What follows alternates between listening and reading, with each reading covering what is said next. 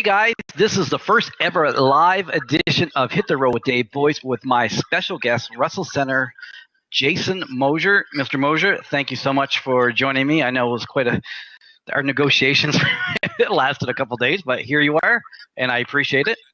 I appreciate you giving me this platform and your time. Yeah. Before we start the interview part of it, I want to give you a chance to. I know Wrestlecentre has a couple shows coming up. You have April the 8th in Member 2K Britain and April 9th in Halifax. Do you want to plug those shows real quick and tell a little bit of what's going on those two shows? Yeah, for sure. So we have the show in Member 2K Breton on Friday, April 8th. This is our second time going to Cape Breton. We had a really good showing. The first time we were up there in September of 2015. We're returning, so we're hoping to get a good reception like we did the first time. Too Cool Scorpio is going to be on that show. Of course, he's otherwise known as Flash Funk in WWE. Excited to see him personally. Excuse me. He's one of the performers that I really enjoyed in the 90s from WCW, ECW, and then moving on to WWE. Maybe WWE not so much because they didn't really do too much with him, but a great performer, as well as the rest of the Wrestlecentre roster. So exciting show for Cape Breton, I think. And then the following night, Saturday night, in Halifax, Nova Scotia, of course, with Kurt Angle on that show, as well as Too Cool Scorpio. And the remainder of the Wrestlecentre roster. So I'm sure we'll be talking about the events throughout the interview. I told the fans that I'll announce two matches, one on Cape Breton and one in Halifax, during this podcast, if you want to call it that. At some point. It's a podcast. Yeah. Video podcast, I guess. Yeah. So, those are the two shows. We hope everyone comes out and supports us. But I'm on to what everyone's here for, Mr. Boyce. All right, perfect. What a segue that was. Before I start asking you a bunch of questions about Wrestlecentre and business and everything that's going on, we're going to talk about me and you. We're going to get that out of the way. It was a year ago that I left Wrestlecentre. I'm not going to get into why. It doesn't matter. It was a year ago. Quite frankly, this is a shoot. I don't exactly remember why. I remember there was an issue with regards to, correct me if I'm wrong, something about T-shirts.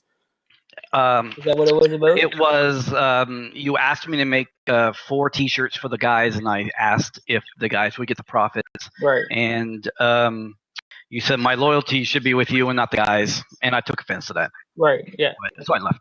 Yeah. Yeah. So within a week, you did a shoot interview on me. I want to ask you about that in a minute, but I just quickly want to just give a Cole's notes of us in the last year, and then we'll go back to the shoot interview. Did a shoot interview. I didn't respond. I didn't care. I thought it was quite entertaining. In July, I think was the first time I reached out to you and just asked you if we bygones be bygones, because I was hearing that you were saying stuff about me, and you said, yeah, that's fine, whatever. Because I said I didn't want to be awkward if I ran into you somewhere. Yep. You just said, just go to after parties and all that stuff with guys that were on your dime. Yep. I continued to hear stuff, see stuff, and it's gone on and on and on. And here we are a year later. In fact, you were even telling people not to go on my podcast ever. So it's kind of ironic that here you are on my podcast. So going back to the shoot interview, why did you do it? Whose idea was it? And what did you get from it? To be quite frank with you, I didn't want to do the shoot interview. I took some bad advice from I don't really want to name names, but I did take some bad advice. I'm guessing Tyler Burns. Yeah. Okay, anyway, continue. I took some bad advice. I actually did 2 of those shoot interviews. I haven't had a chance to look for it. I'm sure the other one's on my hard drive. The first one was extremely down. Like I was expressing what you meant to Wrestlecentre and how your contributions helped the the product grow, help the company grow, and giving the unfortunate circumstances.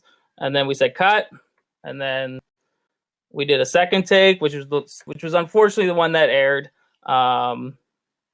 And I do regret it. I seen it more as a character thing, but it didn't make sense from a character standpoint because I wasn't a character. So I understand why there was confusion. Confusion there. But it is something I definitely regret. I wish I didn't. I wish I didn't release it. Would you be willing to delete it? Because whenever you Google my name, that comes up. I don't know what account it's under. It's under Jason Mosher. It's okay, your if it's personal under account. mine, then I can definitely delete it.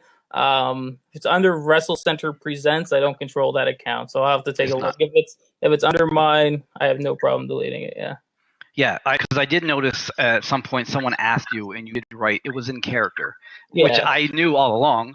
But the point is, it's out there still, and Yeah, I've made light of it since by how many times you've said my name in it. Quite frankly, I haven't even watched it back, and that's a shoot. I've never watched it back, so I mean, it's not something. Like I said, it's not something that I'm proud about, and I don't gloat about it or anything like that. It's nothing like that. But yeah, I mean, if it's under my personal YouTube account, then I have no problem deleting it at all. Why, in the last year, have you mass emailed or mass text or whatever the roster at the time not to appear on my podcast? I haven't, quite frankly. So the people that told me that are not telling me the truth? They're not hearing it from me. Okay. They're not hearing it from me. I know. I'd really like to keep it with me, but with that being said, I will say this: I know Tyler takes he takes it personal, because of the amount of work that he's put into this company, and he's put a lot in. And I take it. I like to always think that this business isn't something that's personal, especially with me, because I don't. This might sound bad, but I don't personally know the guys. I don't hang out with the guys. I don't go to the bars. I don't drink with them. I don't do anything with the guys unless it's business related. I mean, that's just the facts. So I try not to take it personal. Sometimes it's tough when you work so hard at something, and this isn't just Wrestlecentre. This is for anything. If you work so hard at something and put so much time and effort and energy into something, and then for that just to be shit on, and I shouldn't say the word shit. It just for it you to can be, swear here. It's cool. Just to be unappreciated. It sucks, right? So then you start making drastic changes, and you start putting drastic rules in place and all that stuff. And it's unfortunate, it really is. But I personally have never said that. From my recollection, you might find a one text that I might have sent in August of 2015, or whatever the case may be. But as far as I'm talking to you right now, I don't recall ever saying that any of the guys could not go on your podcast. But Tyler's point of view, and I don't disagree with this, is that you weren't promoting Wrestlecentre necessarily, at least from my estimation. I don't watch your videos, so maybe you do. I don't know. I don't watch your podcast or anything like that. But if it's not promoting Wrestlecentre, then what are the guys? Like, there's going to be guys that we use that maybe are promoting IHW and maybe leaving Wrestlecentre out, and then, I mean, that could make the company look bad in bad light, as if, the Wrestlecentre is not good enough to be talking about, or whatever the case may be. So it's just a little, it's a little wishy-washy, because we didn't know what your intentions were. We didn't know if you were going to say, okay, bring a Wrestlecentre guy in and then try and get the guy to start defending Wrestlecentre itself. I mean, we just didn't know what the intentions were, and we figured it'd be best, quite frankly, just to ignore that situation and then maybe have the guys go on podcasts elsewhere. So it wasn't something necessarily personal to you and your podcast. It was just we figured to put a stop to the situation instead of making it grow, because it would just take one thing that might have been a throwaway comments from you, that we might take in a different light and take it personal, and then get that guy, if he would have reacted in a not so favorable way. It just was a situation that we wanted to try and avoid. Well, I personally never shit on Wrestlecentre, the company, because I have a lot of friends there, and I always promote it. In fact, And then I remember posting a Wrestlecentre poster on my page, and it got back to me that you said that I was only doing it to rub in your face or whatever, which it wasn't, but that's fine. I stopped doing that.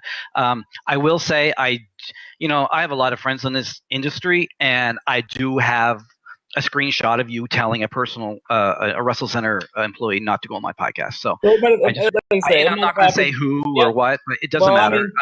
And then when I first started talking about this, like I said, it might have happened once or twice, but it wasn't like something that I had daily conversations where I'd say, don't go on this guy's podcast, don't go on this guy. Like, it might have been a one throwaway comment. But again, the situation was because we didn't want to go down that road if we didn't have to.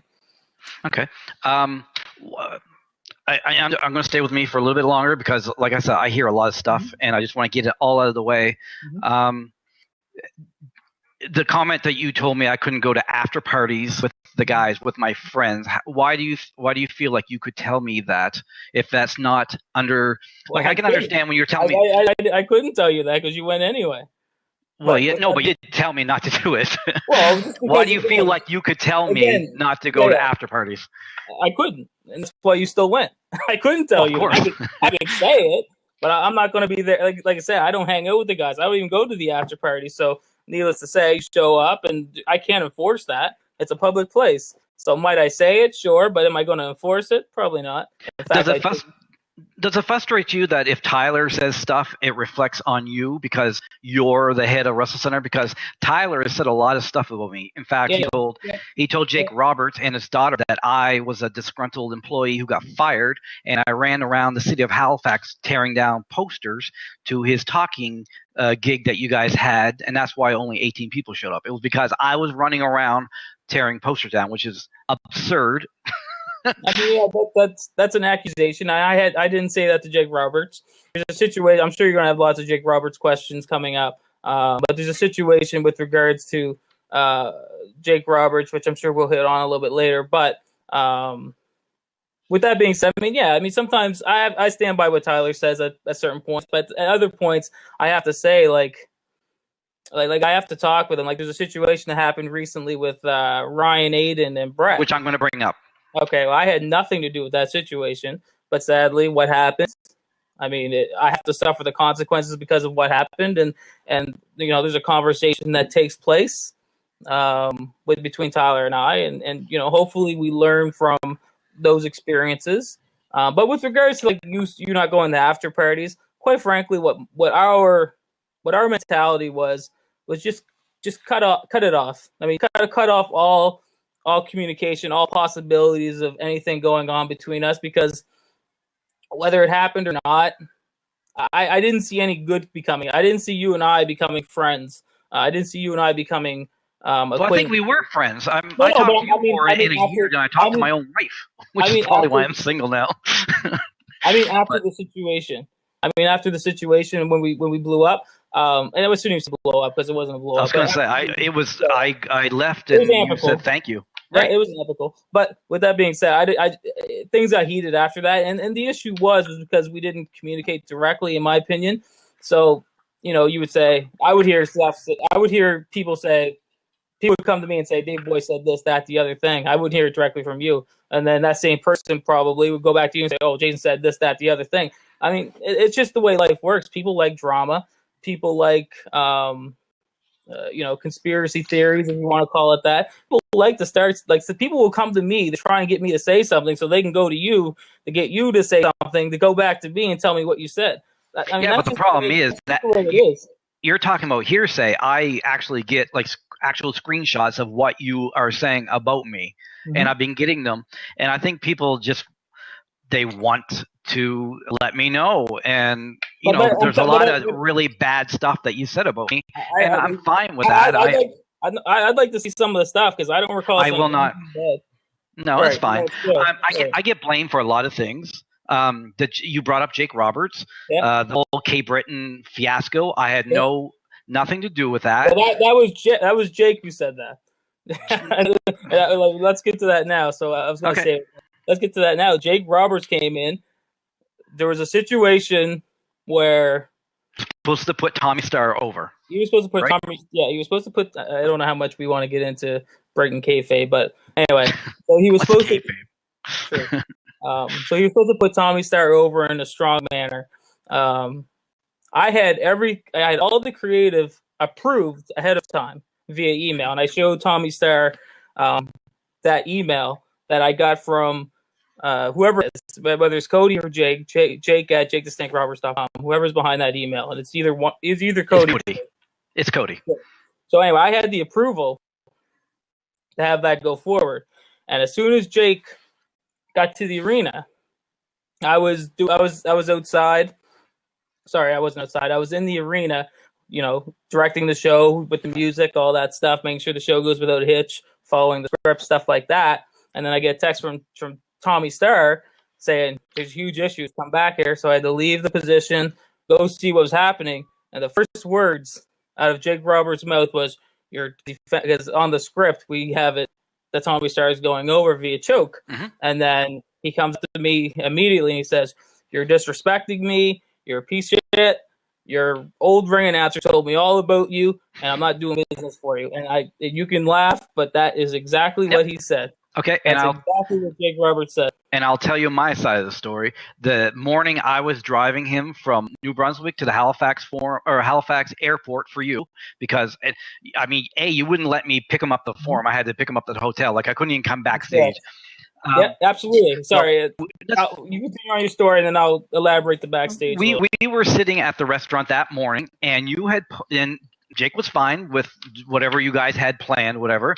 And then you posted a picture of a snake that you had flown in or bought in, or I don't know whose snake it was. And Cody and Jake at the breakfast table at 6 a.m. lost their shit because you did not ask them permission to bring a snake. Because Jake, the Snake Roberts, hates snakes. Yep. And that's when he said, I don't fucking care. Oh, sorry. I don't care what this guy wants me to do. I'm not doing it. That is why he did not put Tommy Star over. It was nothing I said.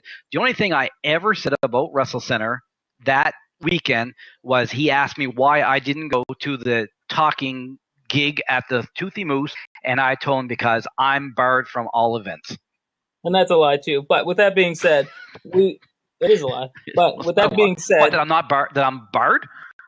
Yeah, you're not barred from any events. But with that being said, we'll elaborate on that here in a second as well. Okay, go ahead. But again, you and I, we don't have that communication, so that can't be said. All I can tell you is when I went backstage, Jake's exact quote was, "Your ring announcer told me all about you, and I'm not willing to do business for you." So whether or not Jake Roberts, and obviously Suave has another story about Jake Roberts, so it is what it is. But whether or not Jake Roberts wanted to take the heat himself or put the heat on you, obviously he put the heat on you as opposed to taking it himself. Maybe he saw it as a way out. I don't know. The snake was never an issue backstage. He welcomed the snake. I told him, and you're right. I looked. I thought I let Jake know. I was talking with Tommy Star. I thought I told Jake about the snake. I couldn't find any emails where I mentioned the snake. So I have a fairly bad memory. So okay, I have a feeling that the snake was something that was added on that show. But I mean, it's Jake the Snake Roberts. He could have easily said, "I ain't going out there with that fucking snake." I say, "Cool, man. Let's do the match." I mean, he didn't have a snake in Halifax. I mean, snake wasn't something that was necessary. It wasn't promoted. Jake the Snake Roberts and Damien. You know what I mean? It wasn't promoted as such. So all you had to do was say, "I'm not going with that fucking snake." Well, cool, I can't control what Jake the Snake Roberts does or acts or says, but that's exactly why he changed his mind to cooperate with your company. It had nothing to do with me. And what I'm saying is, just to reiterate, is that never came up with him. Whether that's true or not, I don't know, but that didn't come up with him. What he said was because what you said about me, he thought I was a piece of shit promoter, and he wasn't willing to do business. And in fact, the argument I had with him was that he said he wasn't going to go out if it wasn't changed to his liking. So, I mean, he was advertised, he was the big star, I had to give in. Yeah, I just want to quickly read a message you sent to me on July 17th of last year. You wrote, "I hold no ill will, but I need to protect myself and Wrestlecentre against all potential issues, so it's best that we remain separated. I cannot have you at any show with any of the guys while they're on my dime." So that tells me I can't go to the shows. I'm barred. So you might have took it that way, but what you said prior to this, no, but listen, but what you said prior to what before we were just talking about. What the concern was you being backstage, and that will stand as is. I mean, Maddie and I got into it as well. You cannot, because if you read that message, is you cannot be at the show with the guys. The only way you're going to be with the guys is if you're backstage. So again, there might have been a miscommunication there somewhere or a misunderstanding. But what I was saying was you cannot be backstage hanging out with the guys. Well, that didn't say backstage. In fact, when I was when I was supposed to pick up Nick Roberts, I even said right. I wasn't even going to come in. I'll park out back. And you said, no, pick him up at the hotel the next day. Well, because he's not going to walk through the crowd to get into. He's going to be backstage, and he's not going to walk with a bad hip all the way around the floor. You would have had to be backstage. All right. And I was willing to drive him to the hotel, so I didn't see the big deal. Okay. It wasn't like we were going to say, all right, Jake, you got to walk to the hotel to have Dave Boyce pick you up. We were driving him to the hotel. All you had to do was just meet him there. I mean, to me, it was just the backstage. I have to protect the backstage because there's a lot of stories. There's a lot of, and that's not even a fault of you, quite frankly, Dave. The situation is that a lot of storylines, a lot of special guests, a lot of appearances that we booked has been leaked. And I don't know who is leaking it. I do not know who's leaking our storylines. It stopped recently. But at that time, it was at its height where storylines were getting leaked. I mean, that and the issue, the only way I could see that things were getting leaked was because... Sorry, give me 1 second. Don't read the chats. Just ignore the chats. I don't read until later. Okay. But anyway, the thing is that storylines were getting leaked. And I don't know how the storylines are getting leaked because I don't tell anybody anything other than the guys involved. I'd like to think I could trust the guys. So perhaps it was something that was going on. But it's just a situation where I had to protect the backstage because we are talking about stories. We are talking about what's happening. We are talking about future events because we're planning out things with the guys one-on-one. So it wasn't so much you. It was just a situation where I had to protect the business. Just like I said in that text, I had to protect my business because somebody, and I still can't tell you who was to this day, but somebody was at that time trying to hurt Wrestlecentre by leaking all this stuff. I get two sides of the story from, and this is the last thing about me, and then we're going to move on. Sure. I get people sending me screenshots and telling me like all this bad stuff you say about me. And then last week you appeared on Rope to Rope podcast and said I was a phenomenal human being and I make lots of money for people. And so did I lie? I don't know. What? No. Well, so, you tell me. Are you a phenomenal human being? Well, I think you make the guys lots of money. You make the guys. This is a shoot. You make the guys more money than the promoters pay them. Because I don't know. I'm sure you tell everybody, but you're the one who designs most of these, if not all of these T-shirts. The guys make more money off your T-shirts than what they're getting paid to be in the ring. Okay, so is that a lie? I don't know. I don't like talking about myself. I don't know. But okay, so if I said to you right now, I want to continue working with TCW, I want to continue to work with IHW, would Wrestlecentre hire me tomorrow? Not that I would, but I'm just It depends on the right situation. I mean, it would depend on what you would have to offer. And we'll get to the competition part of the business in a few minutes, but I mean, it would be what you'd have to offer. I want to bring this up right now, being that there's a little bit of a segue. I mean, I have a phenomenal graphic guy, Chris Cass. He does phenomenal graphics. Chris Cass.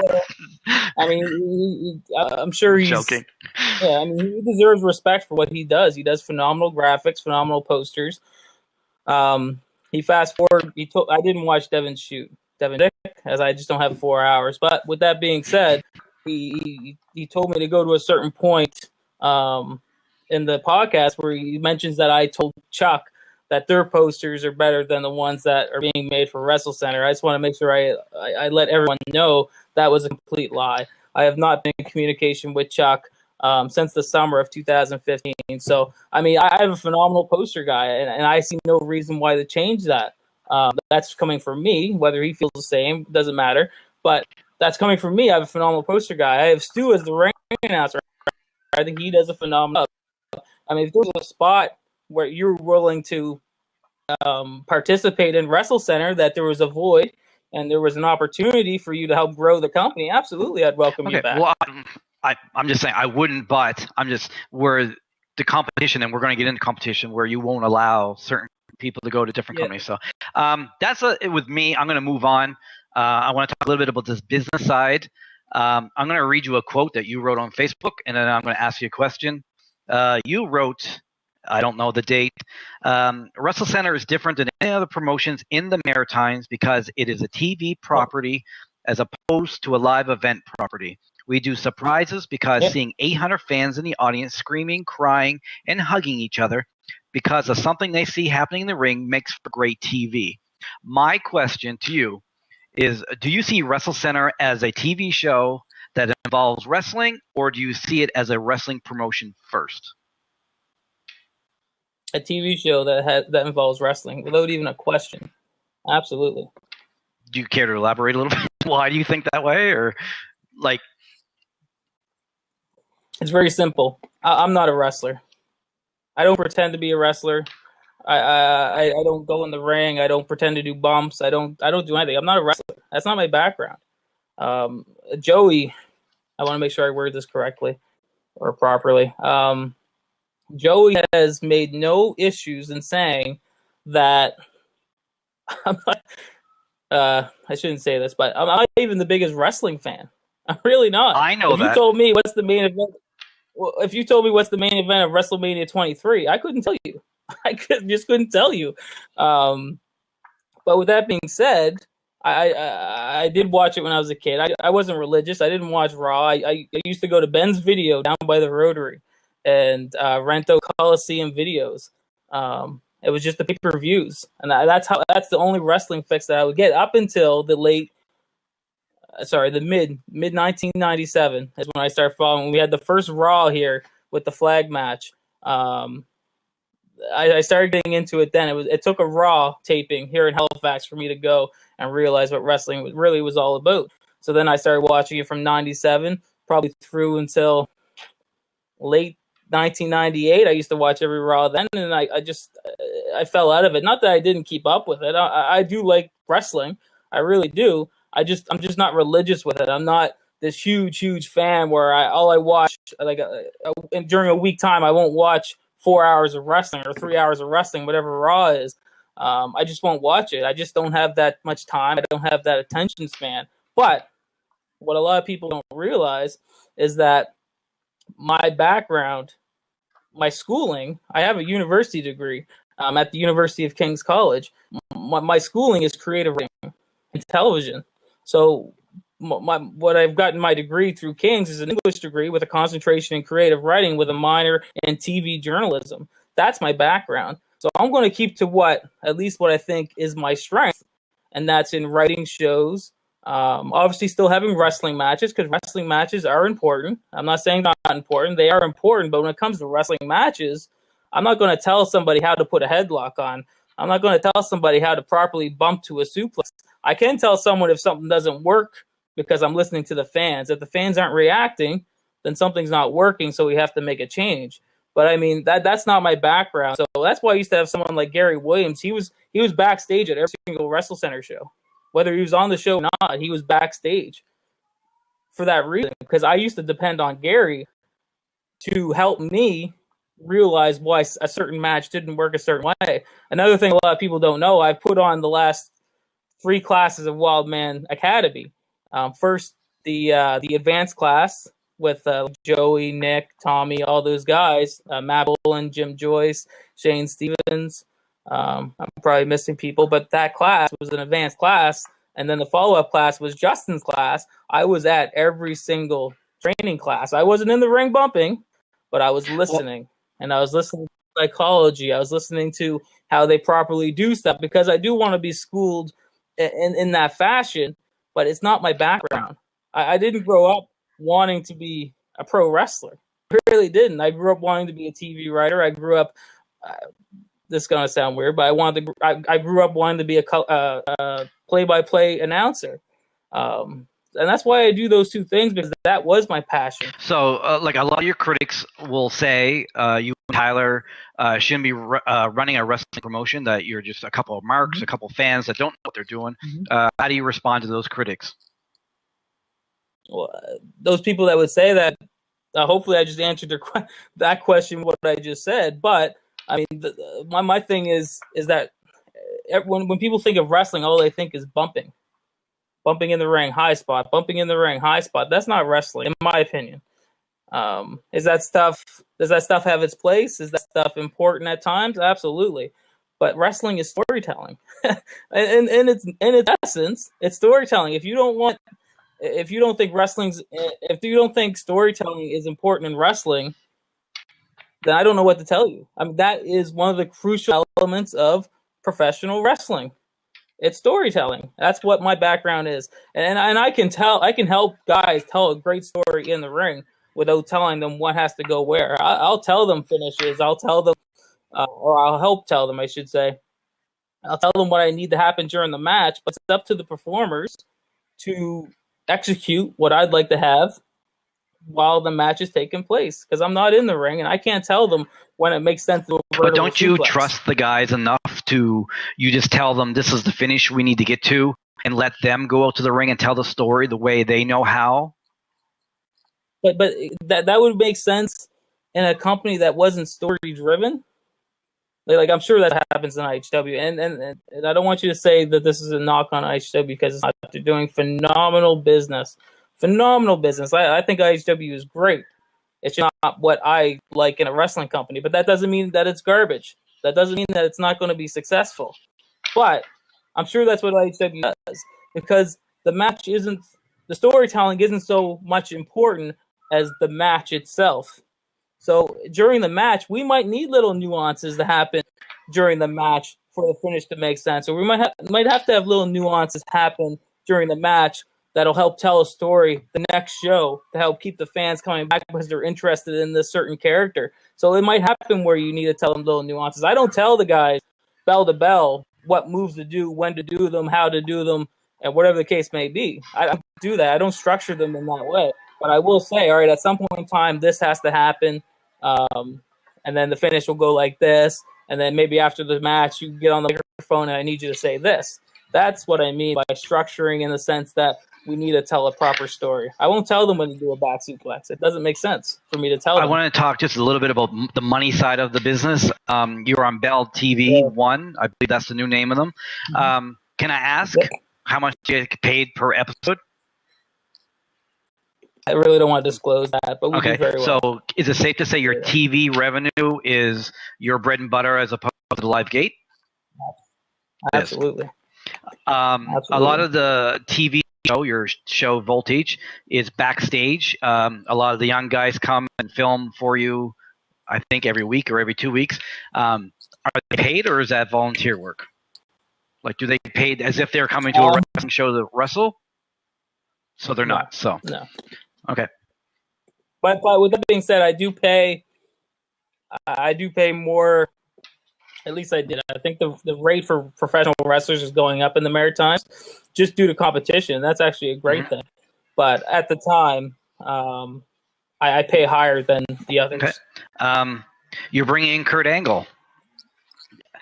Mm-hmm. The rumor is that he costs $8,000. Is that true? Is it close? Not close. Nope. Okay. Nope. Some people say bringing in a name like Kurt Angle plus the cost of renting the multi-purpose center, that there's no way that you can make a profit. What do you say to those people? We'll see what the attendance is. Is it a risk? Absolutely, but it's a calculated risk. Like you just said, I have TV money to fall back on, so I can make risks while still not losing my ass because I have TV money to fall back on. Okay, so we touched a little bit about Tyler. I know when I was with you guys, I didn't know who to listen to. I went to Tyler. He told me to do one thing. I went to you. You told me ignore him. I went back to Tyler. He said, oh, ignore Jason. Who's in charge? Who has the final say, you or Tyler? You. Me. So what's the... Tyler is an extremely important employee. In fact, I would dare say, if there was not Tyler involved with Wrestlecentre, there would be no Wrestlecentre today. Because I just can't do it on my own. Next to me, he's the most overworked employee of Wrestlecentre. But do you guys not swap like what's going on because you brought it up earlier, and I'm going to bring it up. My two friends, Brett and Ryan, they were being pushed to the moon. I thought at Wrestlecentre, Brett was being pushed. Ryan was in a title match the last show, and boom, they went to a UCW show as fans. They weren't there to work. Brett showed up in a photograph.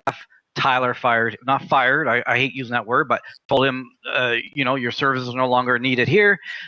Ryan helped set up the ring, which all young guys feel like they should do in order to get the respect and pay their dues. He was let go by Tyler. You did not know about it. You found out and quickly texted the two boys to try to get them back. What happened? I wish I knew. I mean, I tried the message out to Brett and Ryan. I got very little in response. So I only have Tyler's side of it. Ryan gave me a little bit more of an explanation. I could see both sides. I could. But I mean, at the end of the day, Tyler doesn't have the authority to fire anybody. Only I have that authority. So is there a misunderstanding? Again, everything comes back down to misunderstanding. For some reason, they were under the impression that Tyler could fire them. And the misunderstanding was the fact that they probably got that feeling from Tyler by saying, by the way, you're fired. But he didn't have the authority. So I as soon as it happened. So is that an issue between you and Tyler that you have to immediately. Well, we already worked it out. That was part of the conversation. Everything that happens, there has to be a conversation. There has to be a resolution. So hopefully we can learn from what's happened in the past. Well, what exactly did Brett do wrong other than being a photograph? From Tyler's perspective, it was a photograph with fans. There was no other wrestler in that photograph, and I haven't seen the photograph, so correct me if I'm wrong. I don't know if you saw it or not. From what I understand, it was all fans and no wrestlers in the photograph, with the exception of Brett, who's on the shoulders of fans at a competing brand show. So Tyler's impression was that one of our guys, as you mentioned, that we're pushing to the moon as a star, he's a star in wrestling. When it comes to the competition, Brett's only a fan. So it makes Wrestlecentre devalued in the sense that we'll push a fan. So we'll push a star. We'll push what we think is a star, but in fact is only a fan in a competing brand in the exact same city. Same thing with Ryan. So Ryan wasn't booked on the show. And again, this is why it's important that I get two sides, because I'm only giving you Tyler's side, and I'm not saying I agree with it. I'm just giving you the explanation. So Ryan is somebody, and I took Ryan under my wing. I was the one who was helping Ryan out so we could get him over. And we had big plans for Ryan. I mean, the title match was just the beginning. We actually, we kind of felt him out. He was somebody who was dedicated to the TV show, dedicated to the brand, somebody who would listen, give suggestions, and someone that we thought, okay, this, we revamped his look. We gave him a new look that I thought was a great look.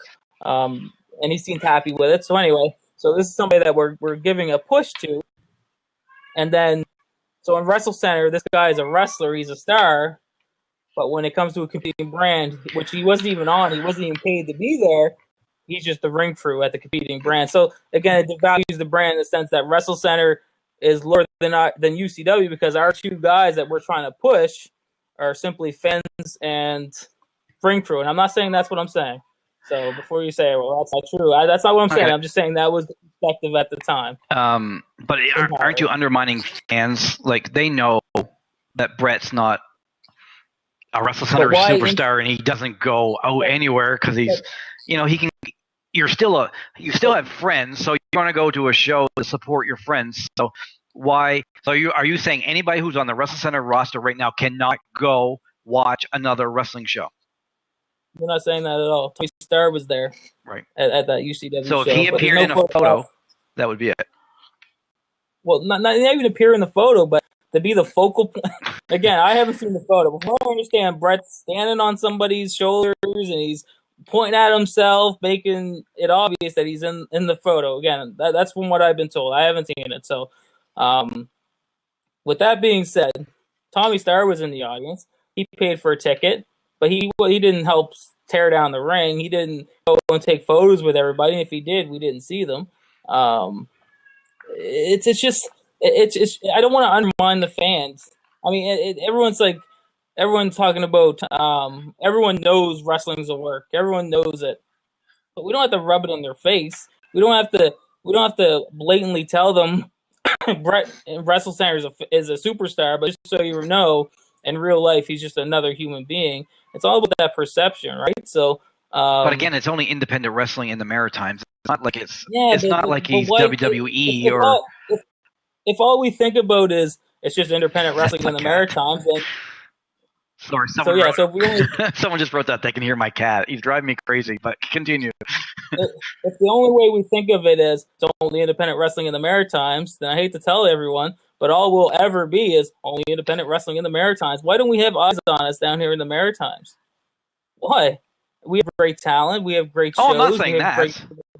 Well, I mean, that's what it is. Just only independent wrestling in the Maritimes. Well, why can't we be more than that? So you think by telling guys like Brett and Ryan and them not to go? It's a small point that that's just a small nuance in what I'm talking about. Like another example. So guys are in feuds on the wrestling show. Everyone knows that it's a work. Okay, everybody knows. WWE exposed it. What? Yada yada yada. Everyone knows it's a work. But for God's sakes, guys, don't post pictures of the whole roster smiling and hugging and the guy who you were just fighting with a ring with your arm over him, drinking a beer. Like, don't do that. You're just insulting the fans' intelligence. It just bothers me that for some reason at this day and age we think that's okay. We get mad at our guys for that. If you're feuding with somebody in the ring, well, why insult the fans' intelligence by going on social media? The fans fans are friends with the wrestlers on Facebook, so don't post a picture of you drinking a beer with the guy you just had a match with. It's just killing the illusion. But these guys are independent contractors, and there's not. They're not making $1 million. So, and especially these young guys who want to get the experience. So, why do you feel like you can say, okay, Brett, I'm going to keep using Brett because that's who we're talking about. Brett, you can't wrestle for all the other places and get experience and get money. But what places would that be? Well, I'm just saying, say Brett wanted to work UCW. What does that have to do with? Why would that not make sense? You tell me. It's your train of thought. To me, I don't think it doesn't make a difference at all. So do you think? I'll use this example, and I'm not saying this to use it against you. In fact, I'm going to say it to use it with you. So, if I went into Moncton for a show, which we will get to. Well, we can get to it now if you want. If I could go into Moncton in June for a show, how many of those ISW? How many guys do you think Kevin Tyler would give permission? Because you're right, they're independent contractors to work that show. That's different because you're going into a different territory. It's the exact same city. That's the issue. Is that it's the exact same city. They're going to cut all their guys off. In fact, they have and they will. They'll cut all their guys off. It's the exact same city. Now, if UCW is Truro, I was Halifax, and TCW was Kentville, well, then you might have a little bit of an argument there. But we're in the exact same city. In fact, in the TCW situation, we're not only in the exact same city, but we're in the exact same venue. So, I mean, of course you must separate your roster as much as possible. Why would they go to a Wrestlecentre show if they can go to a TCW show with the exact same guys? I almost agree with you, like working-wise, but to go as a fan to watch a show, I think it's to lose your job with you because they went as a fan. Again, I think they didn't work the show. Again, when I was giving you what I was talking about, I wasn't giving you my opinion. I was just giving you the explanation because you asked what happened. I just told you what was told to me. I wish I had the other side from Ryan and Brett. In fact, I told them, by the way, you guys are not fired, and then they just decided to quit. So they weren't fired because of the situation that happened on the UCW show. because I didn't fire them. Okay. Tyler did tell them they were fired, but he didn't have the authority, and I told them clearly. They decided to leave. So, I mean, they weren't fired because of that situation. They decided to leave because of an unfortunate circumstance, unfortunate situation. Excuse me. Unfortunate situation that happened as a result of that circumstance. Okay, so and it sucked. Oh. It sucked. All right, let's talk a little bit about competition. Who, in your opinion, is your competition? Well, I mean, any other wrestling company in Nova Scotia or in the Maritimes? It's a good question, actually. Do you consider IHW your competition? I really don't. You don't, because you have said that in the past. So, but that they are my competition, yep. Just because it's a competitive nature, right? I mean, do I think they're taking fans from me? No, I don't think so. Do I think that they add fans to Wrestlecentre? I think so. Do I think Wrestlecentre adds fans to IHW? I think so. But that's almost in a helping circumstance. So I'm just reading some of these comments. That's okay. Don't ignore them. Would you? So as I was saying, yeah. So I mean, I think we help each other out. I mean, I've helped IHW a lot in the sense that we've given a wider audience to some of their guys, and I think they've helped Wrestlecentre in the exact same way. I mean, IHW, regular performers of IHW was Suave, Titus, Julian Young. Who else do we use on a regular basis? Like, I mean, those three right there alone, they worked at IHW for Wrestlecentre. They all became huge stars in Wrestlecentre. So, I mean, I think IHW gave a lot to Wrestlecentre, and in turn, I think Wrestlecentre gave a lot to IHW as well. Do you consider Red Rock Wrestling and PEI competition? No, I really don't. Would you take Wrestlecentre to PEI? No, why? Absolutely Why not? Cowboy Mike Hughes has that place locked in. He's doing a phenomenal job over there in PEI, and I know it's cool to say that, so everyone always says it, but I actually mean it. He's doing a phenomenal job over there in PEI. He knows his target audience. He knows what works. He does a phenomenal job. So it's safe to say you respect him, so you wouldn't go over to. Yes. Okay, so on the flip side, why would do you not respect Kevin Tyler, or because you have tried to book Moncton this year? I didn't try. I could have booked Moncton. You contacted the Moncton Lions Club, which is the IHW's home arena, and you tried to book them for March the 5th. I didn't try. I had them booked. You had but I'm the one who I'm the one who relinquished the booking. Why would you do that? I mean, I'll be honest with you, and it's going to sound a little bit contradictory, but I mean, I have shows that are extremely expensive. We have to go to places that have population. I've also went to St. John. Is it St. John or St. John's? St. John, New Brunswick. Yeah, St. John, New Brunswick. Looked at places there. I've looked at Fredericton, New Brunswick. We have to go into New Brunswick at some point in time if we want to grow. It's just picking that right town. I did also feel out a few dates with Moncton. I haven't pulled the trigger yet. I feel bad about that circumstance of going into their territory as well. So why are you? Responded to it. I'm not. You're I haven't. I pulled out of the bookings. I don't have any dates booked at Moncton. Okay. So when you said you respect Mike Hughes and you won't go to PEI, isn't that kind of a slap in the face to Kevin Tyler?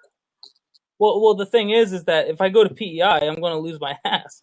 I'm going to lose my ass because there's been big shows where Chuck has taken those big. He's gone with Bret Hart and drawn shit. It's because Cowboy Mike Hughes has that island. That's his island. Whether you like it or not, that is Cowboy Mike Hughes' island. No one's going to be able to go into that island from the Maritimes and expect to produce a successful wrestling event. There's just no way. No one's going to be able to do it. Not Wrestlecentre, not IHW. That's why no one else except for Chuck goes to PEI, and every single time Chuck goes to PEI, he loses his ass. He's going with Matt Hardy. He's going to lose his ass. But again, between him and Mike Hughes is personal. So he'll keep going until he continues to lose his ass and maybe loses all his money. He's not going to draw on PEI. But in Moncton, there's an untapped market there. And I think that Moncton will support a promotion coming in as well as IHW. Halifax, right? I mean, What would you say if IHW came to Halifax?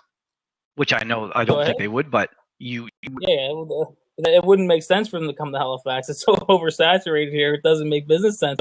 If they think they can make money here in Halifax, go ahead.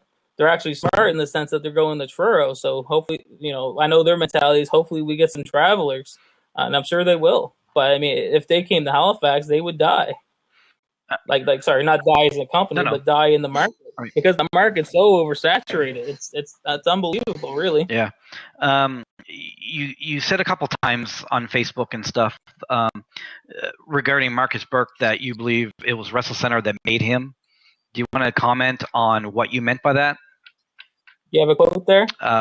No, not in front of me, no, but I do remember reading it that a couple times. In fact, I think it was a personal text as well to one of the workers that you said that before Marcus Burke came to Wrestlecentre, no one really knew him, and then... Oh, yes, okay. I think I know what you're talking about.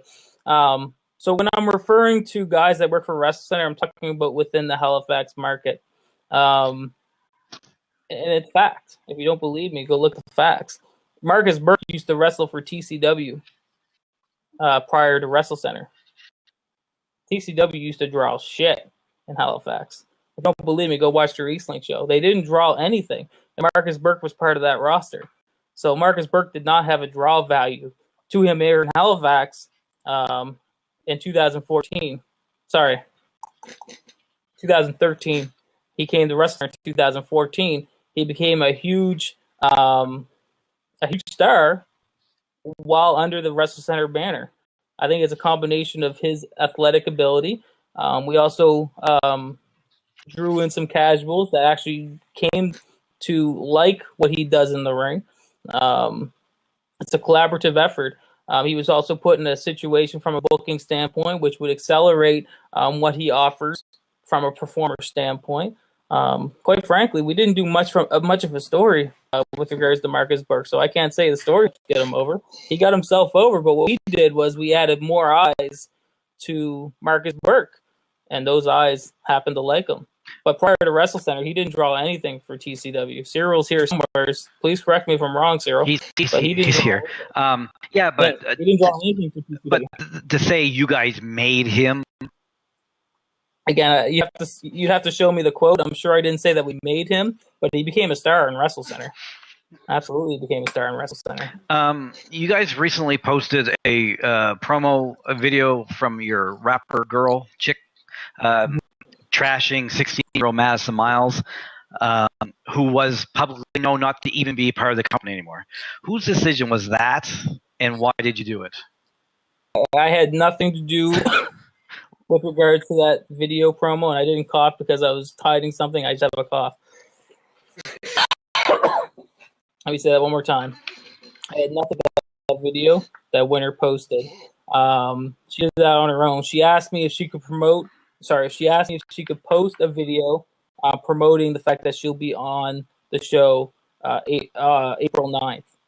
But I said sure. Yeah, but she posted it, but you had the power to say, whoa, that doesn't make any sense with our storylines. B, it's trashing 16-year-old Madison Miles for no reason. You could have easily deleted it. Yeah, I watched the video once. Can you remind me what you said about Madison Miles? Or can you go? I really forget. I forget too, but it wasn't very nice.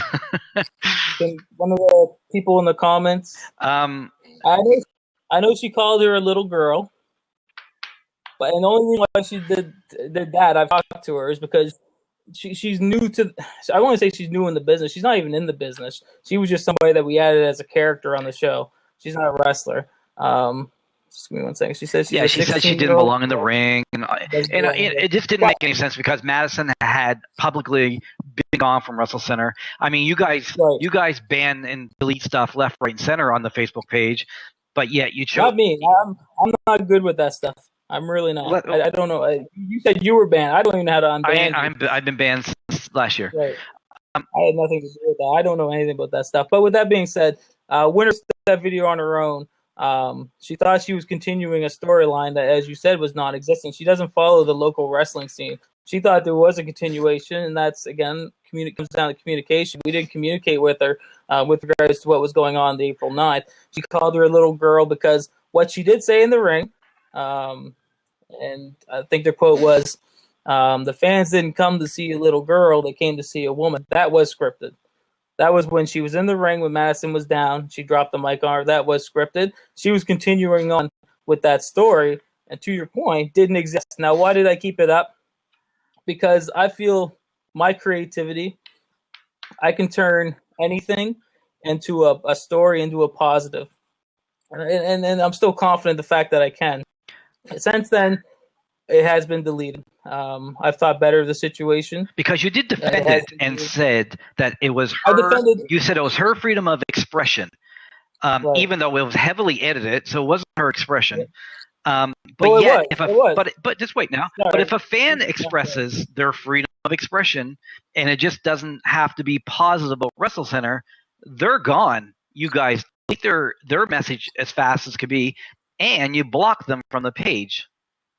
So again, you're saying that you're not necessarily referring to me. I did say that it was freedom of expression because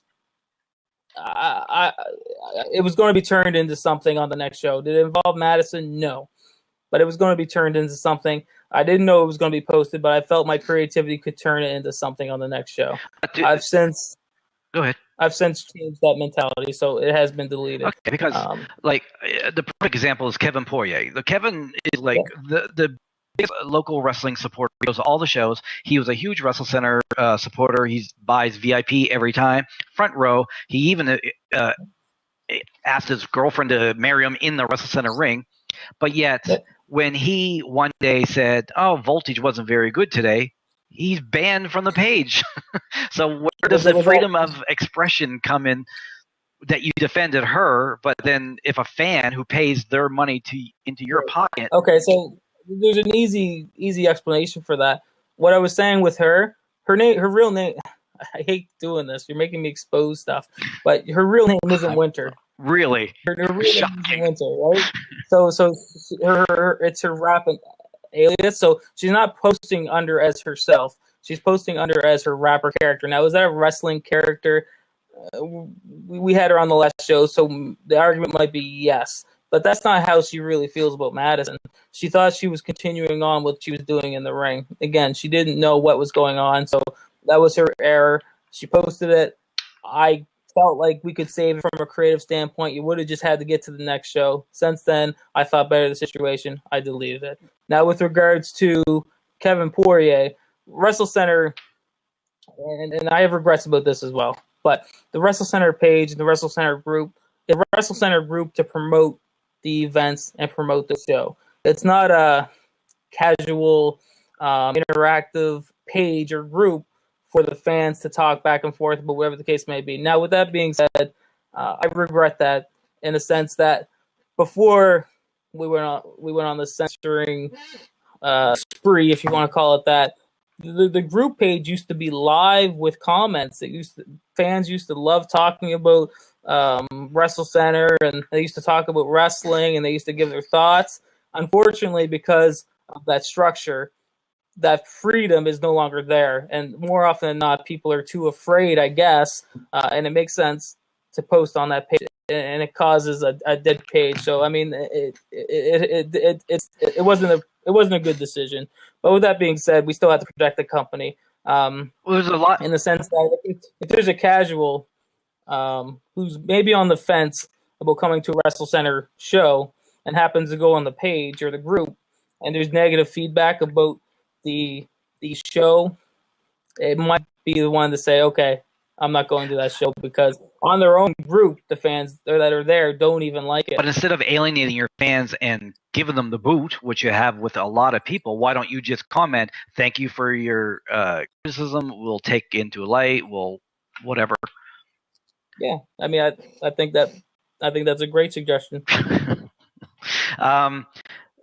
A lot of promoters don't even engage on their social media pages, but yet you and Tyler are constantly on there commenting back and forth and not arguing, but sometimes it's arguing. A lot of people just say you guys should just stay off there. Let the fans, whatever they say, just let them do what they do and stay out of it. Why do you and Tyler feel like you should always comment on stuff? I was having this conversation with, it might have been Chris Cass or Nick Mayer. I like engaging in discussion. That's why I'm doing this with you right now. I love engaging in discussion, engaging in conversation. I hate arguing, and I don't feel like I argue ever back and forth. But if there's a comment there, and I feel like if I feel like offer something to engage in that conversation that might be a different way of thinking, I like to engage in that conversation. I don't say, to me, what the difference is, I'm not going to say, oh, you're a piece of shit, I disagree with what you say, blah, blah, blah, blah, blah. That's not engaging in a discussion. That's just being an asshole. But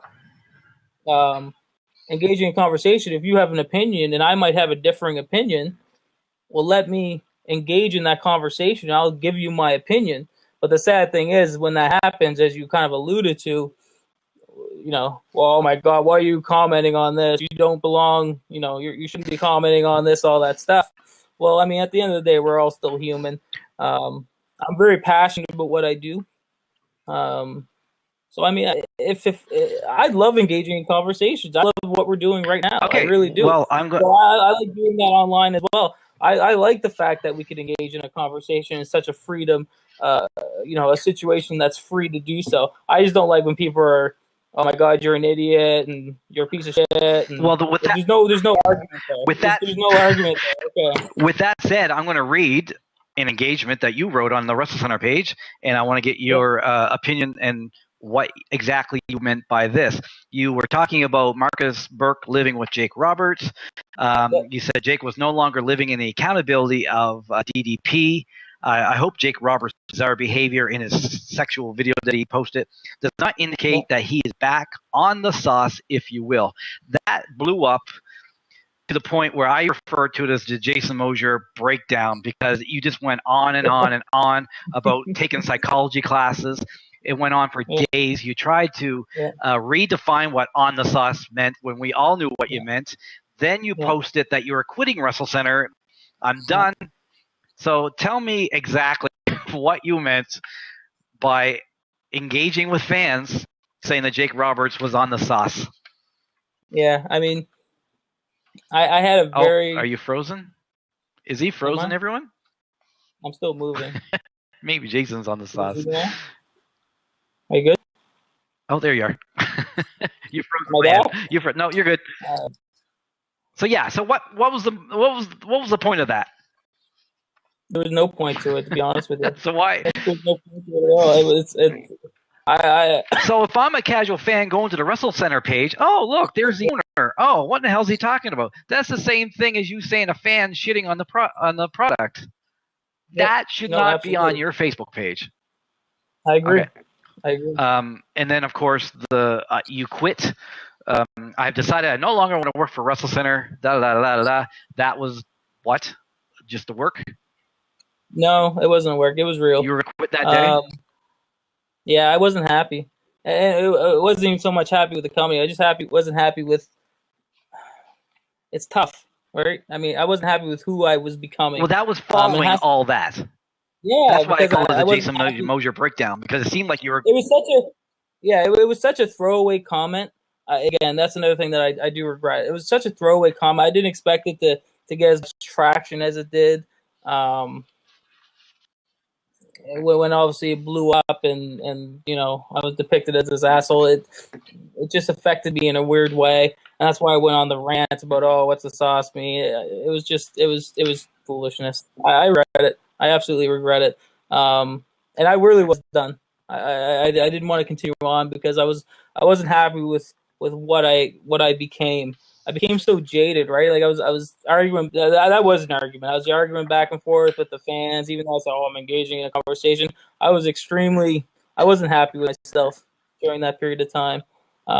It took a long conversation with numerous people for me to decide that that it was a mistake. I came to terms with it.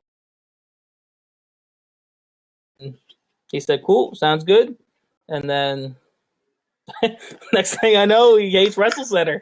So I couldn't tell you. I mean, maybe. Well, Is there any truth? You probably know more than I do. I mean, is there any truth to that you guys weren't happy with the way his and Gary's match went, and you guys don't know about it? There's truth to that. Yeah, absolutely. Okay, so these two legendary wrestlers went out and did their thing, and they came back, and you, who admit that you're not a wrestling fan, tell these two that what they did out in the ring was wrong. It didn't tell the proper story. Absolutely. I didn't tell them they applied a headlock wrong or had their hands connected in a different way. I didn't tell them that because I don't know anything about that stuff. But the fans weren't into that match, in my estimation. It had a year. It was either 2 years or a year and a half build. I mean, we started this in May of 2014, and the big match happened. All right, so it was 1 year. Sorry. So that happened in April of 2015. So there was over a year build. I mean, I invested a lot of money in that show. I invested in Mick Foley to endorse the match and help get it over. And again, I'm not saying that the match technically wasn't sound. I'm not saying that what they did in the ring, it wasn't properly executed. I'm not saying but the story did make sense. So, and that's just my opinion. I mean, again, you're going to have a different opinion, and he's going to have a different opinion. The guy over there is going to have a different opinion. It just comes down to opinion. I didn't think that the fans were as into it as they should have been. Again, everything I hear comes from I hear from the fans, not the fans that are on the internet, but the fans that are at the live crowd. I don't know. I think I read somewhere where he claims that he didn't like the way you disrespected the young workers, the wrestlers and stuff. Yeah, but did he have an example? I'm not sure. You'll have to ask Peter. Again, the conversation, I did tell him I wasn't exactly happy with the match. I told him that face to face, and he was okay with it. I mean, we face to face, we were fine.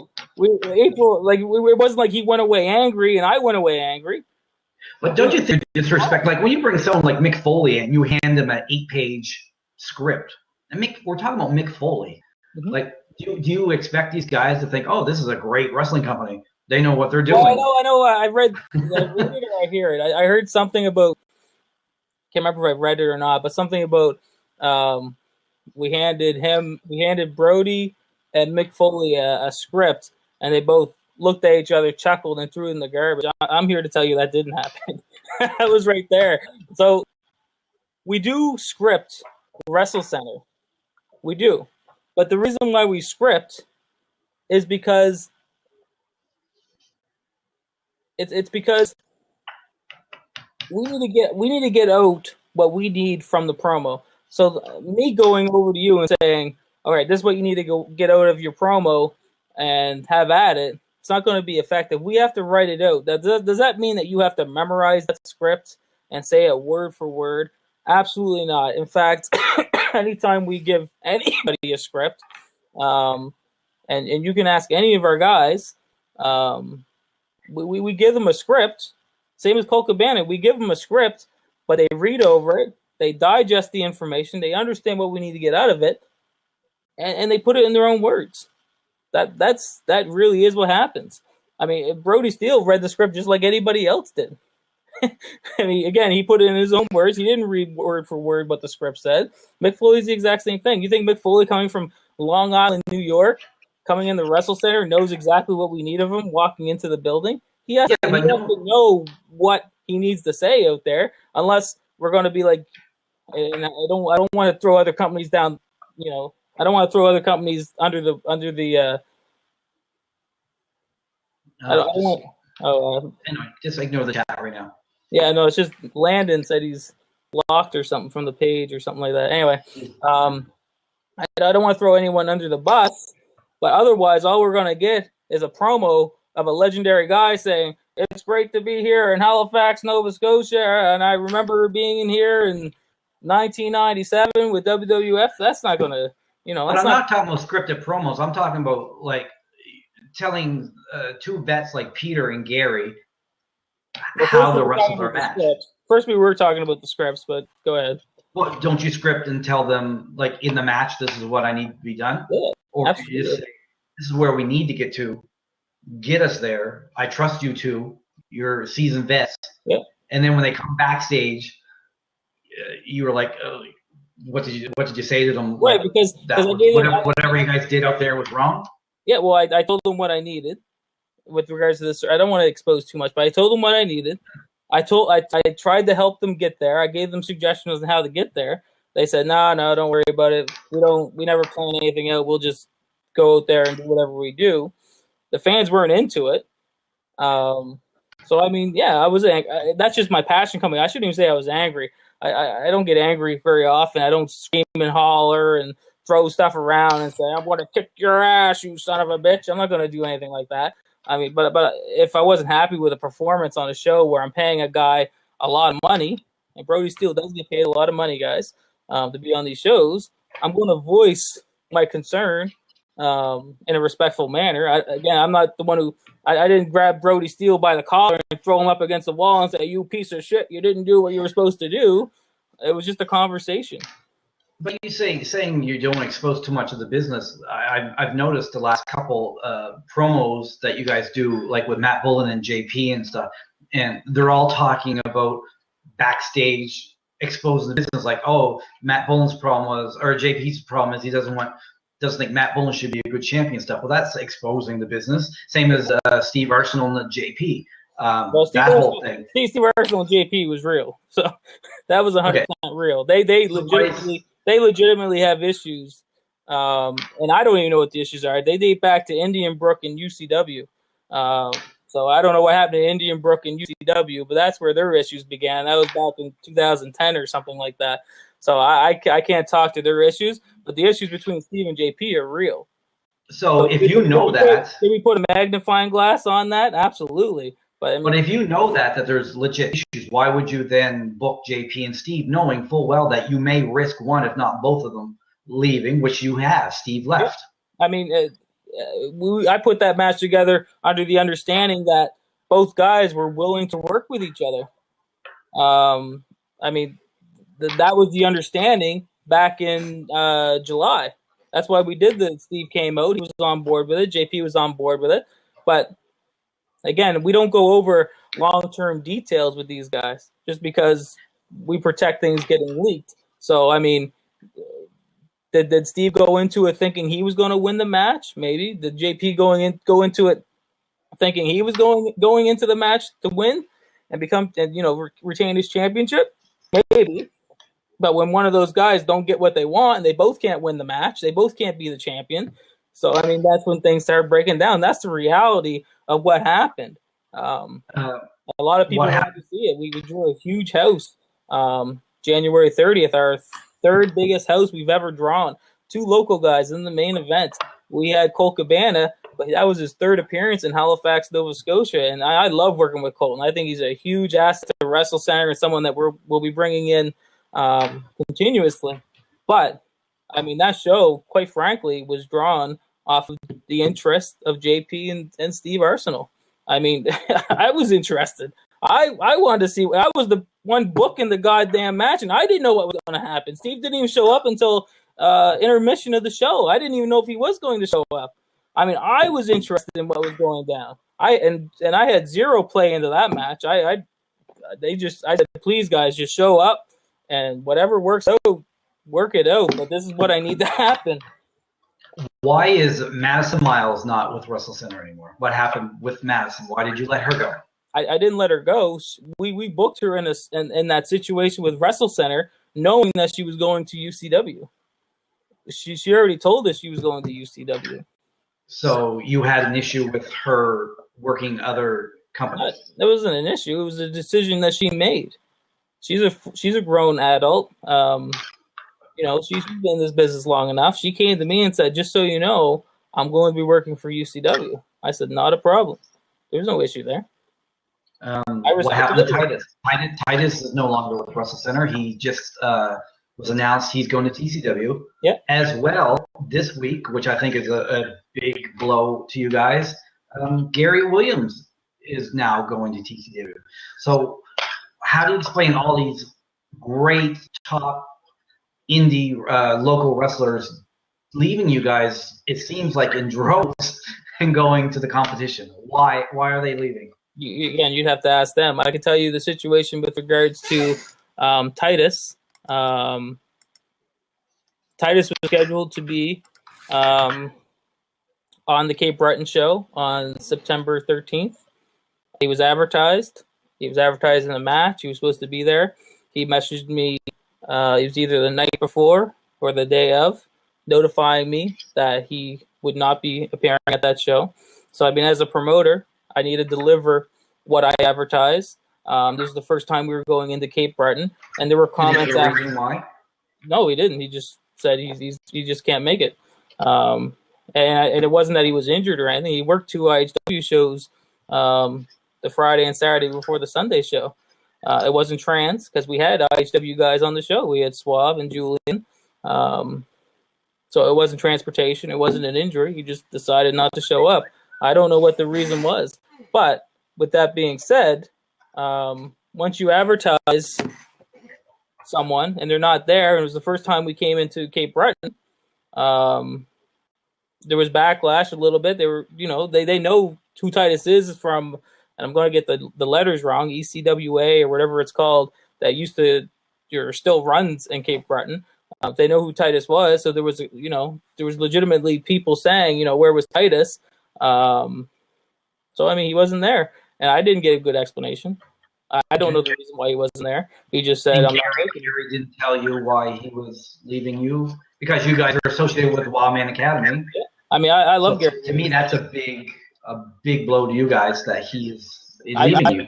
I found out when you found out, Dave Boyce. Well, actually, you probably found out before I did, because you probably made the graphic. But no, I didn't. No, I didn't. I found out. I don't do graphics for TCW. I'll just let you know that. I reached out to Gary Williams. This is a true story. I reached out to Gary Williams in December to work the January 30th show, to which he replied to me and said, I can't do it. I'm injured. I won't be able to work that show. I said, okay, heal up. We'll touch base once you're no longer injured. And he just didn't get back to me. So, I mean, again, just like you said at the beginning of this conversation, they're independent contractors. No one's under contract. I can't be mad at Gary Williams because he didn't honor his commitments. There are no commitments. We work at a show-to-show basis. So if they want to leave, they're free to leave. Absolutely. Greaser James Carr, he left. It seemed like you guys were doing like the alcohol gimmick with him storyline. No, was on Facebook. It seemed pretty real. You called him Joey. Yeah, that was we didn't. It was involving Jake Roberts. Do you regret doing that back then? No. Looking back now? Absolutely not. I mean, I love Joey. I think he's such a great performer. I love working with Joey. I wish I got the chance to work with him right now. I don't know who was at that Jake Roberts show in this chat, but the promo that Jake Roberts did with Dylan was supposed to be the promo with Greaser James Carr. Again, going into this, the original idea was to have Greaser James Carr in that situation, as you mentioned, as an alcoholic, which wasn't real. It was completely scripted. It doesn't reflect Joey as a person. Right, but you didn't do that on the TV show. You came on Facebook and wrote Joey. Well, we can't do Giles it. Yeah, had a problem. But we can't do it on the TV show because the TV show is so far behind that the TV show doesn't reflect what's coming up on recent, like the TV show right now. If you watch it, isn't leading up to April 9th in Halifax. That's I understand that. Shot back in July, so the TV show is behind. So the TV show can't promote what's happening on upcoming shows. So we have to use social media. So if whoever was there for July, that promo that Jake Roberts did with Dylan Sharp, and in fact, if you did miss it, watch it on Voltage right now. If you watch nothing else, watch the opening segment on Voltage because it's such a powerful segment with Jake Roberts and Dylan, and there's a realism there with regards to Jake Roberts talking to Dylan about the situation with regards to his mom. And that's a real situation with Dylan. So we were trying to recreate something we were trying to create something similar to that with Joey that relates it to Jake Roberts as, a recovered alcoholic. But didn't you think that was crossing the line? No, I didn't think so at all. Alcohol gimmick with Jake Roberts? No, because I had it approved through Jake Roberts. Everything I do is approved. I have the emails where I said, "Would Jake Roberts mind?" And it wasn't even exposed. It wasn't bringing attention to alcoholics. It wasn't bringing attention to Joey as an alcoholic. What the promo was written. Again, it was the exact same structure as Dylan. What it was an inspirational talk from Jake Roberts that there could have been a drunk guy in the audience that night in the beer section who maybe is an alcoholic, and hearing Jake Roberts talk to this character about the things that he went through as a recovering alcoholic, perhaps that could have made a positive impact on someone who is a recovering alcoholic, or someone who was watching it on Voltage and could relate to that situation, and maybe hearing something like hearing the story from Jake Roberts' perspective could help him out. Now, if you recall, before all this, there was no resurrection of Jake Roberts. But if you watch the resurrection of Jake Roberts, that's exactly what that film's all about. It's not making light of where Jake Roberts is. It's talking about the recovery of where Jake Roberts was to where he presumably is today, or at least was then. So that's inspirational. I mean, that also cost you one of your top stars. Because and I don't know, maybe that's not why he left, but I'm sure it was a factor leading why he left. That wasn't the reason why he left. But did it cause a rift between the relationship? Absolutely. But the only thing that caused a rift between the relationship was because he exposed the storyline. We don't force anybody to do anything. We don't force anybody to do anything. We give story ideas, and if you want to do them, great. Let us know that you want to do them. If you don't want to do them, say, hey, I'd prefer if I didn't do this. Joey, and he's not a liar. He's a very honest guy. And he had no problem work the boys. So when the boys went and said Joey, this seems legit. But hold on. So he's not, Joey's a very honest guy. He's not going to lie about this. But I had a conversation with Tyler, with Joey and Stacy face-to-face at the Halifax Forum, saying, Joey, this is what we want to do. Is this something that you are interested in? And he was the first one to say, fuck yeah, I would love to do that. He wanted to work with Jake Roberts. I said, are you comfortable doing this? And he said, yes. He accepted the storyline at that time. At no point in time did he say, oh, I don't want to do it. What happened was he exposed the storyline, which pissed me off. All he had to do was come up to me and say, hey, you know what? I thought about it. I'd rather not do it. He agreed to everything. Once the storyline got exposed, it goes back to what I was talking about before. People were, not so much anymore, we're trying to hurt Wrestlecentre by exposing our storylines and exposing who was coming in. So I took that personally because I didn't know who was doing it. When I see him doing it, someone that at the time I did trust, it hurt. I was pissed off. I did see his shoot interview where he said that I was pissed off. I was pissed off, but I was pissed off to the fact that he leaked a storyline. And these storylines aren't things that we're not showing up backstage and writing a card on a napkin. These things take a lot of time. They take a lot of time. You can't say that Joey leaked it out to the fans. No. Another wrestler. It was leaked out on what's that gimmick? But you don't know if that was Joey. Who else? Again, there's only 4 people that knew.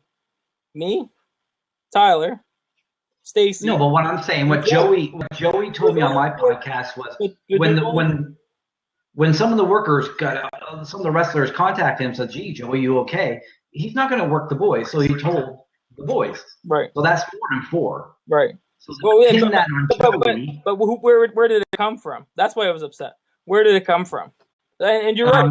You're right. He wasn't the one who leaked it himself, but he was the reason why it got leaked. So again, it was unfortunate, and I specifically said, please don't tell anyone it's a story. Please don't tell anyone what the storyline is, because there is somebody who's trying to deliberately hurt us, and we didn't know if it was a person in the Wrestlecentre, in the Wrestlecentre locker room, or otherwise. We didn't know who it was. We didn't know if it was you. We didn't know if it was whoever. It doesn't matter who. It was somebody. We didn't know who, but it was somebody. So we wanted to protect us, ourselves as much as possible. You're right. Our guy's going to come and say, "Hey, Joey, you're okay?" I told him in this situation, I said, if that happens and you don't feel comfortable, try to ignore them as much as you can. But at some point in time, you're right. You don't want to be depicted as being an alcoholic when you're actually not. But if there wasn't the issue of people leaking storylines, then there wouldn't be any issue at all. That's what it comes down to. A lot of the paranoia, and I hate being paranoid, but a lot of the paranoia comes down to that. What's that stupid thing called where everything is leaked on Wrestlecentre? Chris, Reddit. Yeah, Reddit. That's it. Chris Guy is in charge of it.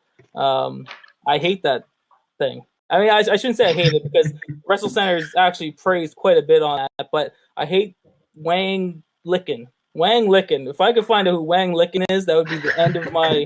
That would be the end of my stress. A controversial person that was with Wrestlecentre and is no longer Coco Rose. I have to ask about her because she says a lot of bad things about you. I'm going to give the opportunity if you want to say anything regarding what she says about you. I don't know. I mean, I have no issues with her. And I'm sorry, just one thing to go back to Joey. I hate saying this too because I always think of the what ifs. Shortly before Joey released that list about being, all these Wrestlecentre guys, Joey agreed to come back to Wrestlecentre. We already came to terms on Joey coming back. He was supposed to be on these April shows. So we already negotiated his return. So, I mean, again, it comes down to, what gets publicly posted is not always what is going to be, it's not always what is depicted. We did come to terms on his return of Wrestlecentre. He told me what he wanted. I said, okay, that's something that we can work with. I'll come back to you and we'll finalize whatever the case may be. We'll go back and forth. And then, whatever happened again. But I hear the same stuff when you hear. Same as Coco Rose. She wants to come back. I don't know. She wants to come back to Wrestlecentre. Again, it's nothing personal. Well, she said some pretty personal things that you tried. But she since retracted those, as far as I'm aware. She was just upset that she got fired. But that is what it is. But she does want to come back, and I never say never. I hate to say that because it's so cliche, but I mean, you mentioned maybe re-signing Joey. Another person that you contacted recently was Riddick Stone to come back. Is that true? I didn't contact him. No. Okay. This is another example of you and Tyler not connected because Tyler can contact Riddick Stone. I'm aware that he was contacted, but I didn't contact him. He also said that Jason would love if you brought the IHW title with you to throw in the trash can. Do you know that? I know, but that's what I'm saying. Did you know that Tyler said that to Riddick Stone? I do not. That's the first I've heard of it. I would never allow something like that to happen because I wouldn't want that to happen to me. Well, that's my point going back of how you and Tyler are doing two totally. He's firing people, and you're like, "Whoa, what are you doing?" Like, so maybe I'm playing Dr. Phil here. Maybe you and Tyler need to have a chat about. Well, we have chats all the time. We're two different people, right? So even creatively, that's why we actually work together. We're two different people. So he has a difference in opinion than me, I should say, and I have a difference in opinion than him. If that's what he wants to do as a storyline, I wouldn't let that pass. But I mean, that's the first I ever heard of it. That's probably why Tyler wouldn't present it to me because he know I'd shut it down. But I mean, maybe I don't know. I can't speak for Tyler. I really can't. But I would never allow something like that to happen. A young student that hasn't even debuted yet reached out to me. Apparently, he was let go and he hasn't even wrestled yet because Jake. Oh, Jake, yeah. Jake was let go. He was supposed to be wrestling at Cape Breton, I believe. It was a tryout. It was a tryout. Okay, but he was let go because two other people were talking about him. It had nothing to do with him. Well, it didn't have to do with him. How do you justify letting people go for that? Well, because the way they were depicting him wasn't a favorable situation. But so... I don't want to get into it. I don't want to bury the guy. I actually like Jake. I like Jake a lot. Which is why would you give him a second chance? Yeah, absolutely I would, but not right now. I wouldn't give him a second chance. I told him in Facebook, you can screen cap this and send it. This is the thing. They don't send you the stuff that they don't want you to see. I told him, I'm on Facebook right now. I'll tell you exactly what I said to him. But while you're looking for that, so if I'm the best ring announcer you have, and two of my buddies say, "Oh my God, Dave was drunk the other night," you would let me go because two people talked about me? I'm not being drunk. The situation was that he was eating. I don't want to actually. Sorry, I'm not even gonna say. I don't want to bury Jake. I really don't. But it wasn't a favorable situation. It had nothing to do with alcohol. It just wasn't a favorable situation. He wasn't depicted in a manner that I'd want someone representing my company as a performer. And I mean, that's just a choice that I made. And I have the authority to make that choice because I'm the one who runs the show. Here's the final question, or here's the final thing that I said to Jake. He said, "Thank you. I really appreciate yada yada yada." And I said, "Thank you. Get some knowledge and experience, then come back to me in the future." So absolutely, he's welcome to come back, but he has to learn a little bit. And I even told him in the whole conversation. I'm not going to read the whole conversation, but I told him, take what happened here and learn from it. And that's all I can do my own self is if you continue to repeat mistakes that you've made, then you're doomed forever. But everyone makes mistakes. You make mistakes. I make mistakes. Jake makes mistakes. Everybody makes mistakes. We're all human. But we have to be able to learn from them. It seems like all the new guys that you took time to train and spend that energy. No, but you applied. I gave him the opportunity. I gave him the opportunity. They're all gone. Justin, Ryan, Brett, Maddie. I didn't train Ryan, but that's not true. No, but what I'm saying is, who do you have left? Like, eventually you're going to run out of, like, all the local guys, like Titus, Gary, Brody, Joey. They're all gone. Like, can you guys survive another year by bringing in talent from Quebec and people like Kurt Angle? Absolutely. So you don't need any locals. I didn't say that. We still have a very good core set of guys. If you go back to March 2014, and I'm only talking about Halifax here. If you go back to March 2014, you look who was on the roster in UCW, and you look at who was on the roster in TCW, and you look at who was on the roster in and Wrestlecentre, you will find out that we actually have more guys who are still with us than UCW and TCW combined. We still have Nick Diggs. We still have Tommy Starr. We still have Shane Stevens. We still have JP Sims. We still have Julian Young. We still have Jim Joyce. We still have Matt Bowen. We still have Dave Lowe, our referee. I mean, there's lots of guys that we still have that we started with in 2014. Name me who still works for UCW that was working for Chuck in 2014. Name them. Well, the people that work for UCW now are all the Wrestlecentre guys that left you guys. Yeah, but name somebody who works for UCW. Like one guy, I got it right there, Nick Mayer, Donnie Vegas.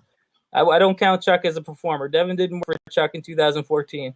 Sidewalk Slam didn't work for Chuck until Devin got involved. There's only one guy in UCW that still works for UCW since 2014, and that's Donnie Vegas.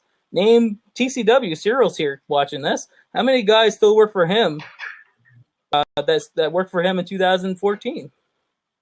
But what I'm saying is the cost of bringing in now talent from away, as opposed to you had a great pool of local guys that no longer are with you. Yeah, but and you're being let go for silly reasons, like Brett wasn't a pitcher.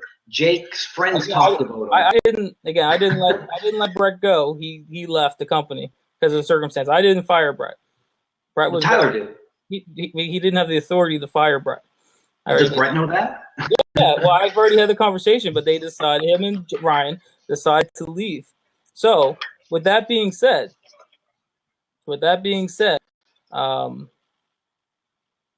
there's no shortage of talent. In fact, I would dare say that the talent we have now is the strongest. The roster we have now is the strongest roster Wrestlecentre has ever had. I have no problem saying that. That doesn't mean the guys that are left are not talented, but the roster that we have now is the strongest roster we've ever had. There are guys that I wish were added to that we used to work with, like the Greasers, the Suaves, Titus. But I mean, our roster is still very strong. In 2014, we didn't have guys like Richard Shineri. We didn't have guys like Chip Chambers. We didn't have guys like Fantana. We didn't have any of those guys because there weren't spots for them. Now there are spots for them, and those guys are doing extremely well. We didn't have room for guys like James Steele. But we have new up-and-comer guys, so we still have our students involved. So you're going to start seeing more of those guys become involved. So, I mean... So you think that Wrestlecentre is fine, and because a lot of people think and say that you guys have another year and you're going to fold. Yeah, but they've said that when we first started. They said we'll never amount to anything when we first started. The same people. But are you worried about the reputation that you guys have, that a lot of workers don't want to work for you guys? But the people that are with us now, it's such a weird dichotomy, right? So the guys that are trashing us now no longer work for us. But when we worked with them, they were great. Like the perfect example, I gave this example on the other podcast, but I don't know if it got through because the audio quality was crap. The perfect example was Kirk Abe. What's his name? Kirk Obi or Abe? I'll call him Dean Fisk. So there was Dean Fisk. Please do. The very last show that we had with Dean Fisk was the show when he had his very first wrestling promo. I didn't realize he didn't have a wrestling promo. We shot a little promo with him walking to the ring, and he was nervous as shit. He said, "I can't do this, guys. I have a speech impediment." I didn't even know he had a speech impediment. He said, "I have a speech impediment. I'm nervous. Yeah, I'm nervous to speak in front of people. I just can't do it." I said, Tyler's a great acting coach. I'm not an acting coach at all, but he's a great acting coach.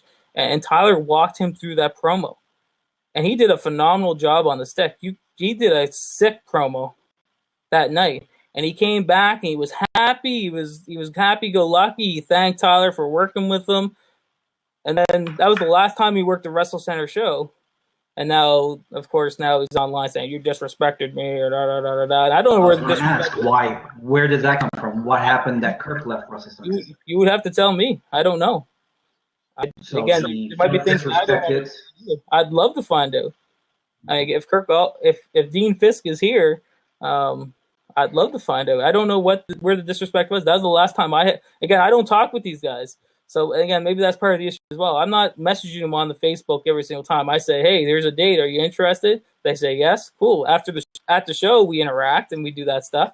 But I don't text these guys. I don't message them. I don't call them. I don't hang out with them. So my interactions with these guys are always at the shows. Or, like you said, the shoots, whatever case may be. But he's from New Brunswick, so he's not part of the shoots. So, I don't know where the disconnect is. I don't talk with you. I don't have these guys on speed dial. I don't talk with them. Okay, so looking back, and we're going to come to the end of this because we've been on here for almost 2 hours.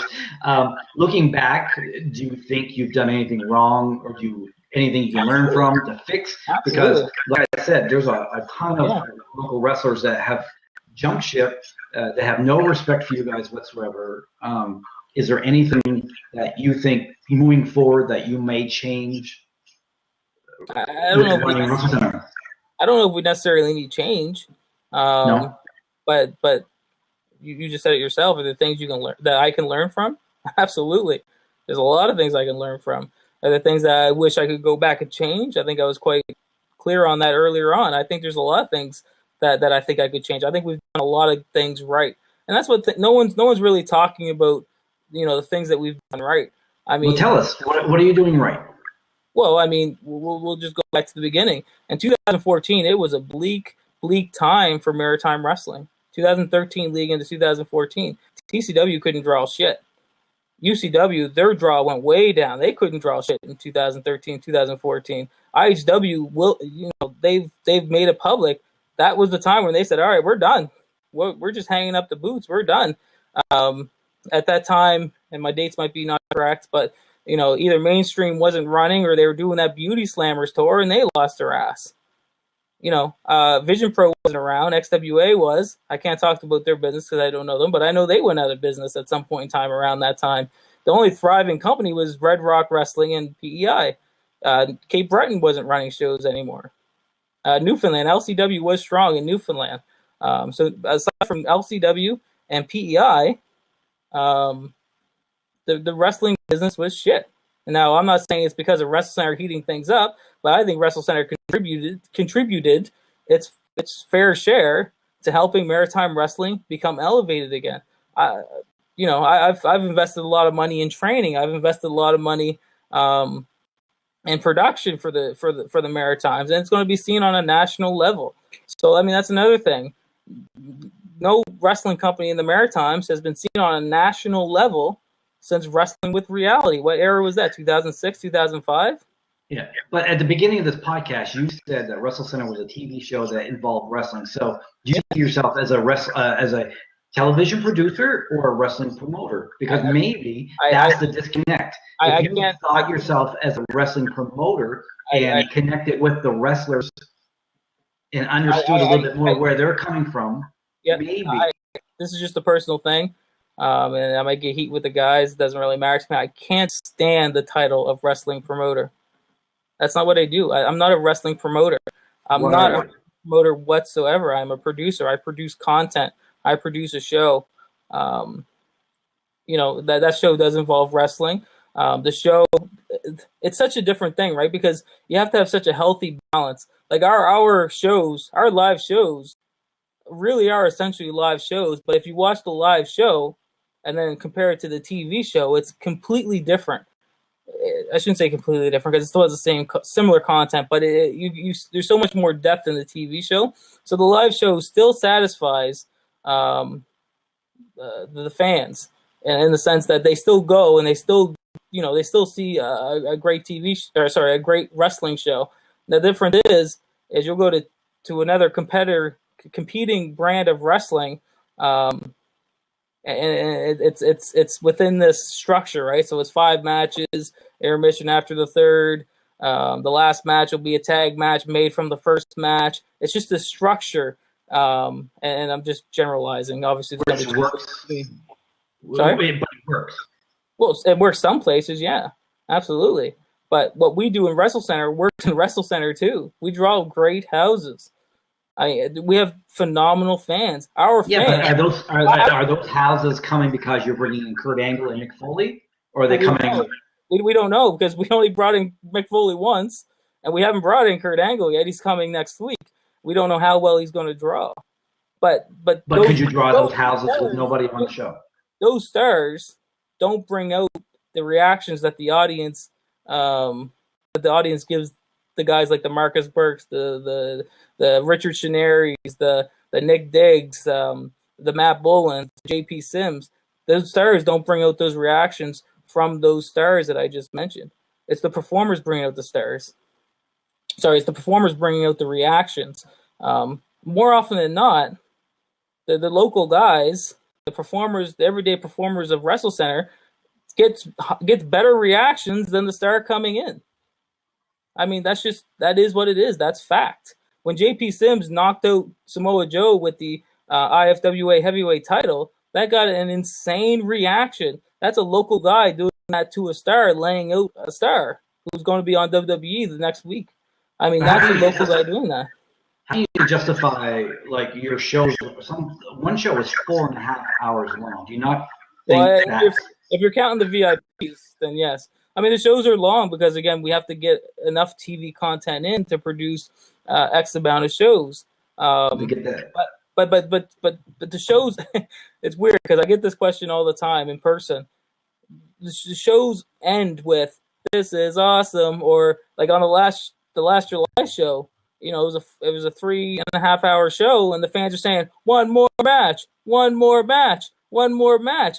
You're right. It's a 3.5 hour show. That doesn't include the VIP meet and greet and the Q&A. But at the end of those 3.5 hours, you're still saying one more match, and we get our biggest reactions at the end of the show. Like the Mick Foley show was that the one you're referring to? It was 4 hours long. I can't remember which one. Yeah, one was real. No, I don't think it was that one. No, I think at the end of that show, the fans are going nuts. That's the biggest reaction that the Maritime Wrestling has seen in a very long, long time. And you're right, that's after a 3.5, 4 hour show. So I mean, to the point where if the audience dictates that the shows are running long, then we'll make the adjustment. But right now, the shows are still doing extremely well. The fans are still riveted, and they still react. They still react to what they're seeing. So if it's to the point where they're on their hands near the end of the show, maybe the crowd's tired. But the crowd always reacts. And that's the great thing about the Wrestlecenter fans. The Wrestlecenter fans are phenomenal, and they're wrestling fans and they enjoy the wrestling show. But well, a wrestling fan just asked because you say you're not a promoter. So who is the WrestleCentre promoter?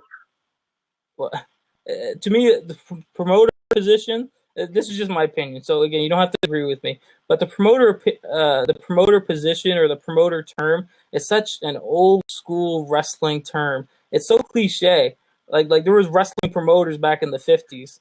To me, we have to change with the times. I mean, if we're producing television products, the person producing this hour has 22 minutes. They're not called this hour is 22 minutes promoter. They're called a producer or executive producer, whatever the case may be. But they don't consider themselves a promoter. I mean, it's just morphing with the times. Like the promoter term for wrestling, in my opinion, has to do more like with a shoot, like a boxing promoter or a UFC promoter. Wrestling is entertainment. Wrestling is absolutely in its core entertainment. It's not a shoot. It's not whatever the case may be. It's entertainment. I mean that again, you don't have to agree. Cyril's over there sighing, of course, but I mean if he wants to be a promoter, kudos to him. If that makes him feel good, there's nothing wrong with that. Cyril, good for you. But to me, in my personal opinion, it's just too cliche. I mean, I'm not a wrestling promoter. I'm a producer. I produce content. I produce shows. I put shows together. I write shows. I'm a writer. I'm a producer writer of a product that's a live show. So as far as you're concerned, right now, WrestleCentre, with all these like the list of people that used to be with you, they've gone, and you're letting people go left, right, and center for showing up at other shows. You think that's perfectly fine, and you're going to continue that route. You know what I mean? Like a lot of your young guys, like Brett and all them, you let them go for, in my opinion, silly reasons. Let's make sure you don't think you're doing. I didn't let them go. They decided to leave. Mm-hmm. I didn't let them go. They decided to leave because of a circumstance that happened. I've said that like 4 times in this conversation. I didn't let them go. They decided to leave. So if they decide to leave, I don't have the right to say, "Oh, come on, please come back. You're under whatever. We had an agreement." That's not my call. That's the wrestlers have to make that decision. Okay. I mean, I don't have the authority to make that decision for them. Okay. So looking forward, where do you see WrestleCentre going? I don't know. I mean, I think it's going to be strong. I think we're still going to have hot shows. I think April 9th with Kurt Angle is going to be one of, if not the hottest show we've had thus far to date. I think on paper, these 2 upcoming shows in Cape Breton and Halifax have the chances of being the best in-ring content that we've ever produced from an in-ring match standpoint. We have, I'll give you a rundown. So in the main event, we have Matt Bullen versus JP Sims with Kurt Angle as the special guest referee. Tommy Starr versus Nick Diggs for the IHWC Championship. This is a match that we've been building to for a long time. We have Too Cool Scorpio coming in. I haven't released this match yet, but I mean, Too Cool Scorpio is going to be competing against Jeremy Prophet. That's going to be a match to look out for. Richard Shineri is going to be facing Landon's favorite wrestler, Mikey Speedball Bailey. That's going to be a match that could be a main event anywhere across Canada, in my opinion. Richard Shineri, he's a phenomenal talent. In fact, I know Suave, he's phenomenal as well. I don't know Richard Shineri. Who is that? Yeah, I don't know. But why the name change? If you don't get the connection between Richard Shineri and Dick Durning. But why would you feel like you needed to change someone like Dick Durning's name? Again, if you don't get the connection between Richard Shineri and I know what it means. My question is, why did you feel the need to change his name? Because Dick Durning, as good as I'm going to change what I'm going to say. Richard Shineri is a heel character. He's going to act heelish. So if that name brings out the aggravation out in you, and it brings out the aggravation out in the fans, and there's a creative it makes sense creatively. Richard Scenari, I hate to tell you, is dictionary. I hate to tell you. We understand the joke. People that are named Richard tend to go by the name Dick, right? Yeah, we understand what you guys were trying to do. We just don't understand. We understand the joke. Yeah. We don't understand why you would take someone like Dick Durning, who has a great career behind him, and he's such a phenomenal. And when we brought him in, because I was with you at the time, we advertised him as Dick Durning, and then you just changed his name. Well, because you think the entire time we were going to go with that Richard Scenari gimmick, but do you think advertising him on the internet as Richard Scenari is the best way to debut him? I don't think so. Your call, but I just don't understand. That's like bringing Steve Arsenal in. You don't understand because you haven't seen the full character in play yet. You don't know where the character's going yet. You don't understand the full story. If you're having these reactions and the fans are having these reactions, and for the most part they accept him as Richard Scenari, I should say. But if there are certain fans having this reaction, oh, why is he not Dick Durning? Well, stay tuned, guys. I mean, everything's done for a reason. I didn't open up a dictionary of names and just randomly point to two names. Say, all right, what's your name? There's a reason behind everything. That comes back to the creativity. I mean, we could call him Dick Durning, sure. Everyone knows who he is. I don't have to tell you that that's Dick Durning. You already know he's Dick Durning. But on the last podcast you were on, the rope, you even said, I don't know who Dick Durning is. That was a joke, just like you said you don't know who Richard Scenari is. That's a joke. All right. Well, I kept you long enough. Your 2 shows are coming up in April. I apologize. I have to make an editorial note. It's Speedball Mike Bailey, not Mikey Speedball Bailey. Thank you, Landon. I appreciate that. I give you permission to edit that one in, Dave Boyce. So every time I said Mikey Speedball Bailey, edit in Speedball. No, I don't edit nothing. Maybe you should let Landon back in the Wrestlecentre group now that he helped you out there, because I'm sure he's banned too. I've been in communications with Landon, and so far I've been impressed with his. I've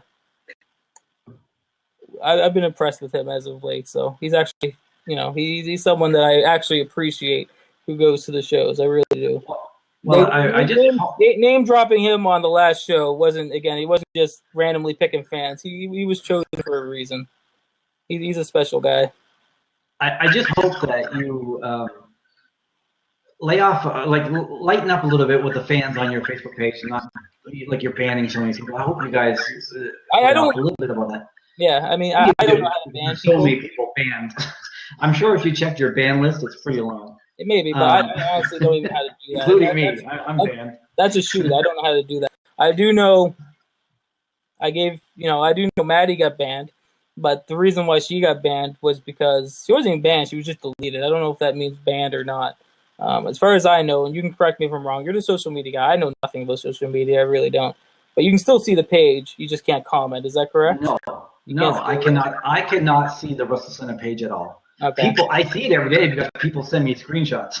Okay, well, I can't see it. I don't fully understand that, but the reason why Maddie was removed is because she was promoting the UCW appearance after her Wrestlecentre appearance. So, I mean, we won't just like I wouldn't ask Cyril, who's kicking over here, probably kicking up a beer. I wouldn't ask him to say, hey, Cyril, you don't mind throwing me a bone and promoting my April 9th show for me there, do you? I wouldn't expect him to do that. And I'm sure. But don't you feel like you could just send her a message and say, hey, I'm going to delete this. Can you not do it again? As opposed to just banning them. Again, I'm not the one who did it. So it was a reactive. It was a reaction. I'm sorry to hear that, Cyril. Recovering alcoholic. I do apologize. Anyway. So with that being said, I mean, I don't do the banning. I just get the explanations to why it may happen. So who runs your social media pages that is banning all these people? Who is doing the banning then? I don't want to throw names out, but they have their justification as to why they do it. I mean, there's still the Wrestlecentre page. As far as I know, no one's banned from that. Again, there's different circumstances around different people. Anyway, well, like I said, that's just an adjustment. That's just an adjustment that does have to be made. I agree with you on that. There's an adjustment that has to be made there, but that doesn't mean that we're all bad guys. There's just different reasons for different people. I mean, I agree with you. I just want to say, like, I've never wished ill will on Wrestlecentre because, like I said, I got James working there. Like, a lot of my friends are still there. Yes, I have personal issues with you guys just because I hear all the shit you talk about me. So hopefully, maybe that can be ended as well. Yeah, I mean, I don't again, know. I can only speak for myself. I don't. Todd hates me. Well, he does hate you. Yeah, I mean, maybe he does. I don't know. I don't. I honestly don't discuss you with anybody. I really don't. Well, that's not true. That's not true. It is true. Sorry, was it Speedball Mike Bailey? In my back. Lots of guys on the show. Okay, great. Thank God. I apologize. Blab is acting up tonight. It has nothing to do with me or you, Jason. It's Blab. Well, I mean, you got record numbers, so Blab just can't handle the record numbers. Broke the internet. I'm going to quickly end this because we've been on here for 2.5 hours. Is there anything that you want to say to Wrestlecentre fans before we end this? Go ahead. Absolutely. I mean, I noticed it cut when I was trying to put you over, so I don't know That's how much. why it crashed. Yeah, maybe. And there's some conspiracies in the fact that I might have been the one who made it crash, but that's not the case. But I do want to put you over, Dave. I think you're a great asset to professional wrestling. To maritime wrestling. And what I was saying before the system crashed, I'm glad that I had my small part, my small hand in helping you get involved with professional wrestling here in the Maritime. So kudos to you for your hard work, your work ethic, and everything you contribute to all the guys, as well as the fans. I mean, you contribute a lot more than you get credit for. So that's what I wanted to say. I do appreciate everything you've done for me and everything you do for Maritime Wrestling. I mean, you're a huge asset to the area, and that's not. I hope you don't turn around and say, "Oh, he's lying." I mean that. I'm thinking it, but I'll take your word for it. Just because I've seen and heard stuff you said about me, but I'm okay with a clean slate. Does that mean I can come to the show on Friday? As long as you pay. Sorry, I will say I wasn't happy when I found out that you snuck in the show. But I admit that I did. I knew I wasn't welcome, so there's only one way I'm going to get in there. So, but you weren't welcome. You're not welcome backstage, and even though we're on semi-okay terms right now, I still can't have anyone who's not part of the show backstage. That's just is what it is, but you're more than welcome to enjoy the show and the fans. Well, with the fans. I'm going to thank you for coming on. I know it was hard to get you on at first, but thanks for taking your time. Wasn't that hard? And another thing with that, I have a lot to thank with regard to like Chris Cass and Nick Mayer. The reason why I was skeptical at the beginning was because I didn't know what Blab was. I know I've heard you mention the name Blab. I've never been on Blab before, so I didn't know exactly how it worked. So the very beginning, and Nick Mayer and Chris Cass, I'm sure they can attest to the questions that. So, Blab is really acting up tonight, so I'm going to end our podcast with Jason. We kind of were saying our goodbyes anyway. So, Jason Mosher, thanks for joining me. We chatted for 2.5 hours. I threw some questions at you. You answered them. Whether or not people want to believe it or not, that's up to everyone's what they think. I'm Dave Boyce. This was the first and probably the last live Hit the Road because Blab is fucking up tonight. Excuse my French. I hope you guys enjoyed it. I know it was super long. I'm sorry, but there was a lot of things I wanted to ask Jason, and I think I asked a lot of the questions that you guys submitted. So thank you. I said, "Fuck, Greaser James Carr is here." So anyway, join us in about 5 minutes. We're going to have an open panel. I'm going to let any of you guys come in. I'm going to stop recording, so it won't be recorded. You guys can tell me what you thought. And yeah, that's it. So thank you so much. Sorry for the technical difficulties, but it wasn't on our part. It's Blab. So fuck you, Blab. Anyway, that's it. Hit the road, Dave Boyce. Thank you, guys.